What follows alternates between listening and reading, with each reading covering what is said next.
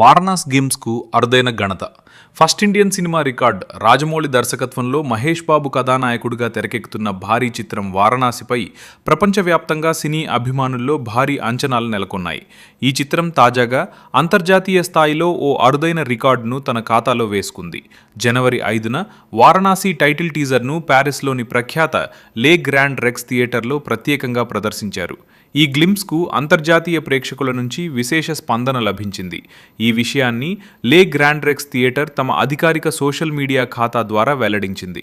దీంతో ఆ థియేటర్లో విడుదలకు ముందే గ్లింప్స్ ప్రదర్శించబడిన తొలి భారతీయ సినిమాగా వారణాసి చరిత్ర సృష్టించింది.